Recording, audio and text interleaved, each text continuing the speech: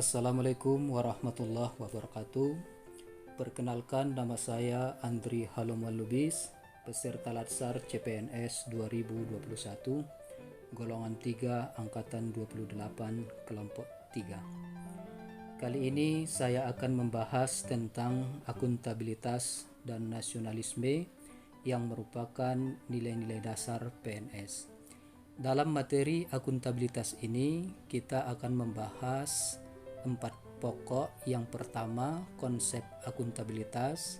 Yang kedua, mekanisme akuntabilitas. Yang ketiga, akuntabilitas dalam konteks. Dan yang keempat, bagaimana menjadi PNS yang akuntabel. Dalam konsep akuntabilitas, di sini kita bisa melihat tentang pengertiannya, yaitu pertanggungjawaban yang harus dicapai yang merujuk pada pemenuhan kewajiban baik sebagai individu, kelompok maupun institusi sebagai amanah yang diberikan kepadanya. Kemudian aspek-aspek akuntabilitas. Yang meliputi akuntabilitas adalah sebuah hubungan, kemudian membutuhkan laporan, selanjutnya membutuhkan konsekuensi, memperbaiki kinerja, dan berorientasi pada hasil. Kemudian tentang pentingnya akuntabilitas, di mana akuntabilitas berperan sebagai peran demokratis, peran konstitusional, dan peran belajar. Selanjutnya tentang tingkatan akuntabilitas, di mana akuntabilitas terdiri dari akuntabilitas personal, akuntabilitas individu, akuntabilitas kelompok, dan kemudian akuntabilitas organisasi serta akuntabilitas stakeholder.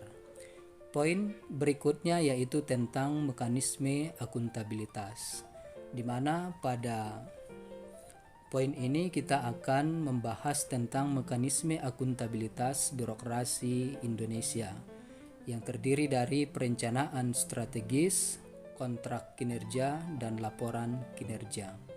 Selanjutnya tentang lingkungan kerja yang akuntabel, di mana di sini kita dituntut bagaimana menciptakan lingkungan kerja yang akuntabel. Seterusnya tentang framework akuntabilitas. Kemudian poin yang ketiga yaitu tentang akuntabilitas dalam konteks, di mana di sini kita akan membahas tentang yang pertama, transparansi dan akses informasi. Yang kedua, praktek kecurangan dan perilaku korup. Yang ketiga, penggunaan sumber daya milik negara. Yang keempat, penyimpanan dan penggunaan data dan informasi milik pemerintah. Serta yang kelima, yaitu konflik kepentingan.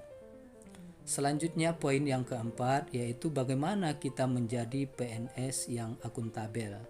Maka kita di situ dituntut untuk menghindari yang pertama perilaku korup, yang kedua menghindari menggunakan wewenang yang berlebihan, yang ketiga menghindari konflik kepentingan, dan yang terakhir bagaimana kita bisa menghindari politik praktis.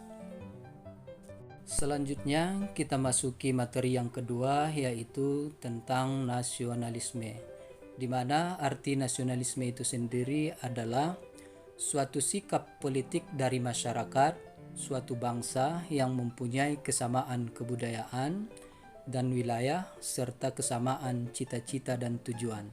Dengan demikian, masyarakat suatu bangsa tersebut merasakan adanya kesetiaan yang mendalam terhadap bangsanya sendiri. Kemudian, nilai-nilai nasionalisme dalam Pancasila, di mana pada sila pertama terdapat nilai-nilai toleransi dan kejujuran. Sila kedua terdapat nilai-nilai kemanusiaan dan hak asasi. Selanjutnya sila yang ketiga terdapat nilai-nilai persatuan dan kesatuan. Kemudian sila keempat terdapat nilai-nilai demokratis yang mengutamakan musyawarah mufakat. Dan sila yang kelima terdapat nilai-nilai kebersamaan dan gotong royong. Selanjutnya, nilai-nilai nasionalisme dalam peranan dan fungsi ASN, di mana terdapat 3 peran dan fungsi ASN. Yang pertama, ASN sebagai pelaksana kebijakan publik. Yang kedua, ASN sebagai pelayan publik. Dan yang ketiga, ASN sebagai perekat dan pemersatu bangsa. Demikian penjelasan podcast Mind Map ini, semoga bermanfaat. Terima kasih.